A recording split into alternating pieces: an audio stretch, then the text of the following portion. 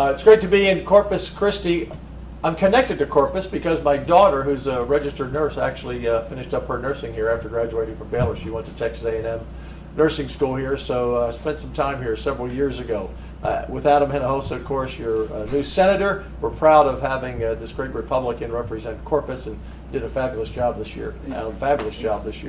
I'm here to tell you about our legislative session and some of the highlights. So many things happen, there's not enough time to click through all of them, but I want to focus on a couple of key issues that I believe your viewers, your readers will be focused on.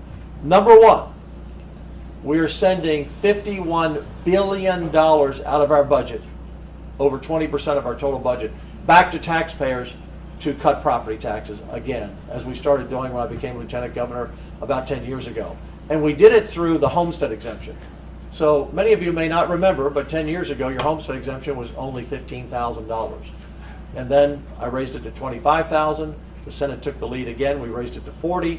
We raised it to $100,000 last year. And this year, and Adam was a strong supporter, for seniors, your homestead exemption is now $200,000. Now, what does that mean to you? That means for the average senior, you will no longer pay any school taxes for the rest of your life. You won't have to rent your home from the school districts anymore. You still have city and county taxes, but the state is picking up the tab for you on your school taxes. Now, how about if you're under 65? Your homestead exemption is increasing from $100,000 to $140,000 to take off that you can't be taxed for ever again. And that means for those of you under 65, since 2017, your school taxes will be cut by about 50%. So how does that work? Well, the state sends the money to your school districts instead of you having to write the check to the school district. And that's a part of our big investment in our public schools. Public schools this year are getting a huge increase, $8.5 billion new dollars in different ways. It used to be that the state would send all the money to the administration, the superintendent, the administration, and they would decide how to spend it. But what we saw over the years, the teachers were not getting their fair share. So now we're sending it in buckets. So of the money that we're spending on education, almost half of it will go to the most important person in the schools, and that's the teacher. So the average teacher back in 2017 across Texas, the average was about $54,000. After this session, it will be $69,000, and even higher for many teachers who excel in certain areas. So we're dramatically changing the way we fund our schools. Teachers first, students second. We're putting almost $700 million in, or more, actually closer to $1 billion in students with special needs, something that I've been involved in for 30 years in a private nonprofit called Be an Angel for children with special needs. We're putting special money into buckets for school security. And we even create a bucket so that money must go to the bus drivers, the cafeteria workers, the maintenance workers, the infrastructure, the HVAC system, so that they can run their schools. And on top of that, the school districts are still getting the money they've received for normal formula funding. The other thing we've done about schools, and I know this is of value to parents in this area and all over the state, is for the first time ever, school choice in Texas. The school choice program is the biggest launch in the history of the world. I know that sounds like a big statement, but it just is.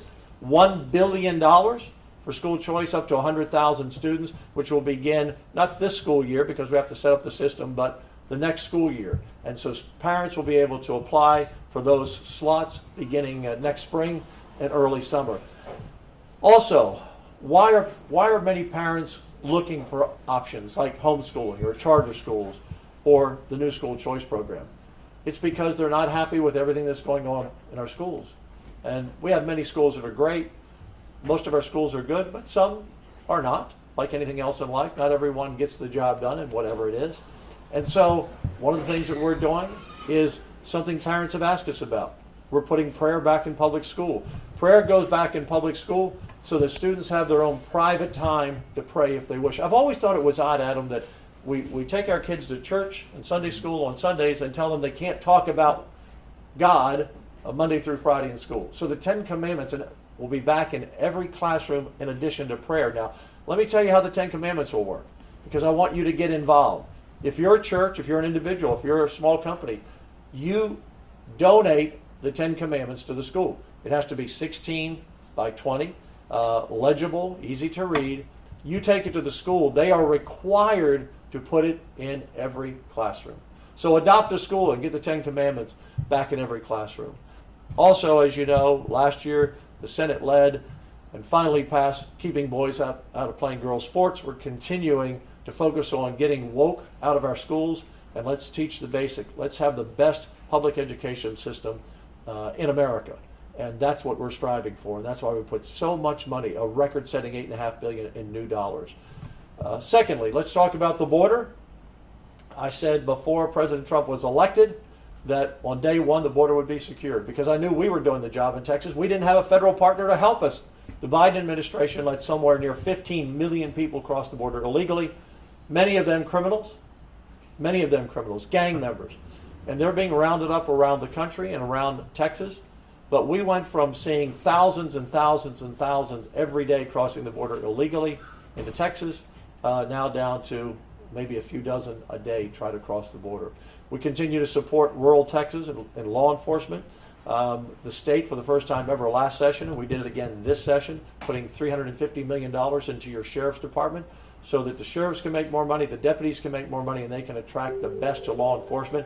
Because for a lot of rural areas, the truth is, a lot of people want to go to law enforcement, but they weren't paid enough, so they went to bigger cities.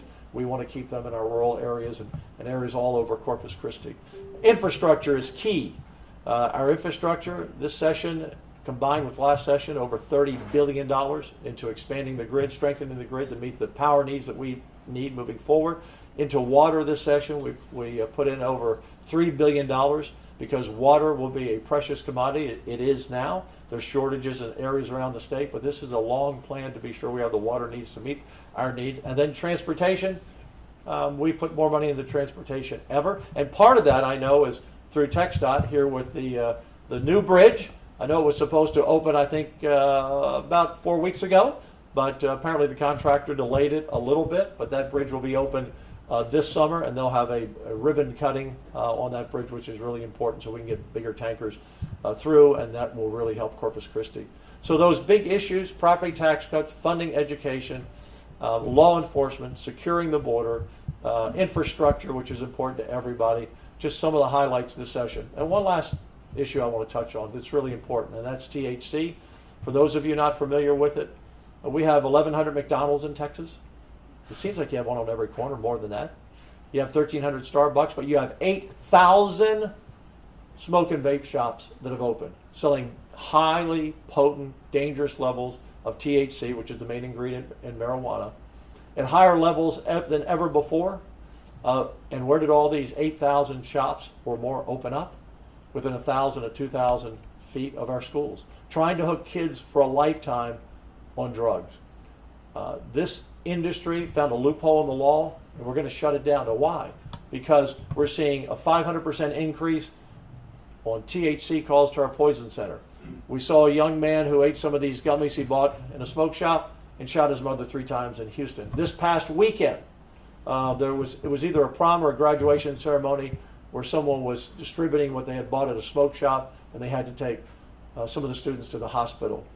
We had a young man at 22. The testimony was by his mother that he stepped in front of a train, didn't know what he was doing in El Paso. We know the terrible impacts of THC on our young people and the adults who buy it. And we coupled that with a program. People say, well, but the THC, I really want to be able to buy it. You don't know what's in it. It's dangerous, poisonous. You're putting your own life at risk. But for those who have PTSD, those who have chronic pain, those who have cancer, and other specific illnesses, we're expanding our TCUP, Texas Compassionate Use Program, for those in need of lower level THC prescribed by doctors, not the poison that you're getting in these stores. You have no control. I saw a package, Adam, because I did a press conference on it. It was 16,000 milligrams of THC in one package of candy. Each little gummy was 800 milligrams. And the package even said, if you've never used this before, you might want to just take a little piece of the gummy. This is dangerous stuff, and parents, grandparents, you don't want your kids, and if you're an adult, you don't want to be buying something you have no idea what's in the pack. So there's some of the highlights. Adam Hinojosa, your new senator, proud to have him. Thank you for sending him to Austin. Adam, you want to speak for a moment? Sure. Well, Thank you, everyone. It's great to be home in Corpus Christi after just an incredible, successful session that we had, starting with our leadership with Governor Abbott, especially thanks to Lieutenant Governor Dan Patrick and my colleagues in the Senate, passed one of the most conservative. It's one of amongst the most conservative legislations that we've had in a long time, and I'm proud to be part of that. And again, thanks to our leadership. You know, Lieutenant Governor made Corpus Christi one of his first stops in coming after legislative session to explain the work that we've done, and we're so proud of that, to have a voice in South Texas, not only here but in the Rio Grande Valley, helping us fight the illegal activity, the illegal crossings that have impacted our district for so long. It's wonderful to have our leadership well attuned to those issues and here to answer our questions and to talk about what we've done in our legislative session. I want you to know, Corpus Christi, it's been a long time since you've had a senator from Corpus Christi, and I'm proud to represent you and so proud of the leadership and all the work that we've done this last session. Look forward to greater things to come. How many bills did you pass as a freshman? Well, 40 out to the governors. I told him when I was a freshman in 2007 in the Senate, I passed 6. So I think he did okay. Let's open up for some questions. It's all quiet. Okay. Do you foresee what's happening in California, in Texas, as far as what's going on there? We all watch this. Yeah, it's terrible what's happening in California. It's anti-America. It's lawlessness in the streets, which I think has been created by permissive government at the local level and the state level, and Governor Newsom and the mayors out there. I just saw a story, even with everything that's happening. Law enforcement out there in an area right near LA said they're not going to enforce any of these immigration laws, and we're not going to see that in Texas. Why do I believe we're not going to see that? Because we are a law and order state. I've always noticed. I was a sportscaster for a long time in my life, and I always noticed when a team in Texas won a championship, and we've had a lot of championships. You didn't see cars set on fire. You didn't see riots in the cities like you see in a lot of blue states and blue cities where their teams have won. We have a great respect for law and order in this state. You're always going to have protesters. Peaceful protests are fine, but we're going to have law and order in this state. And the state legislature backs our law enforcement, whether it's the police chief, whether it's the county sheriff who runs our jails, whether it's our DPS troopers. We're going to work with the federal government. In fact, we passed a strong bill, Senate Bill 8 this session, 287G, which requires our sheriffs to work with and be a force multiplier when the federal government comes in. So what is happening in California is alarming, quite frankly. When you see a lot of the ICE roundups, it seems like they're going to job sites. A lot of people that have come across that are working, building houses, this, that, and the other, and that seems like one of the most popular places. How do we enforce the laws, but at the same time continue to build our infrastructure? So this whole issue was caused by Joe Biden in the last 4 years. Over 15 million people or more have come across the border. And look, many coming here for a better life, but a lot of criminals coming in with them and gang members that we've seen. Crime is up in many areas. But we have to have legal immigration in America. People should not have to come to America in the back of an 18-wheeler and suffocate and die. Women should not be raped as part of their bounty to cross the border. Young children should not be sex trafficked. So anyone who thinks what the Biden administration did in the last 4 years is acceptable has a blind eye to how many people are suffering, how many people have been killed, how many people have been killed by fentanyl. The Biden administration, when they left last year, couldn't identify where over 300,000 children were that are probably being sex trafficking as we speak today. So secure the border first, which the Trump administration and Texas are doing. And then the next thing you do after that, that's when you solve those other problems. But rioting in the streets for open borders, that's not where America wants to be. And I think we saw that in the election last November. One last question, then I have to move on. Yes, ma'am. Yeah, so you spoke a lot about school funding. I know a lot of public schools in this area have really struggled with budget issues the Yeah. past few years and are potentially going to continue to have deficit budgets into the future. Not- Is there enough school You're funding? being given a bum story by the superintendents. Let me just give you some numbers. In 2015 to 17, our school funding in the state of Texas was about $43 billion. This year it's $86 billion. We have doubled school funding since I've been lieutenant governor. We've increased teacher pay more than ever. We have put more money in school security more than ever. The superintendents, and not all, but when the superintendents received significant money during COVID, which went directly to the schools, they were told, even by the Biden administration, and told by Texas, spend it on one-time expenses.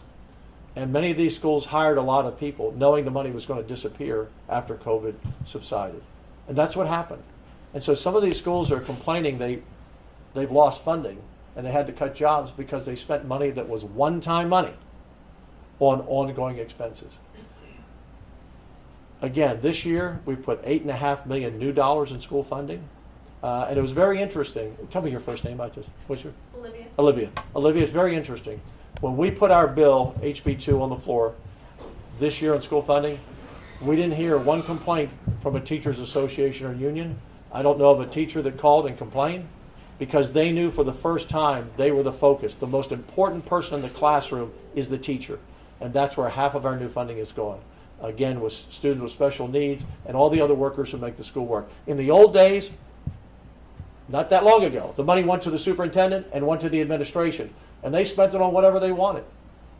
It needs to go to the teachers because teachers should be paid as professionals and not just as a job. They're the most important person. So you can always find a school district that says, well, you know, I wish we didn't have this, we didn't have that. I'm just telling you what the facts are. And the facts are that school population in 2019 was 5.4 million. Today it's 5.5. The school population has only grown by about 100,000, but yet we've doubled the amount of money. It just wasn't being spent in the right places. Hey, thank you. I have to get on to the next city. Thank you very much for coming out. I appreciate it. Thank you. Thank you.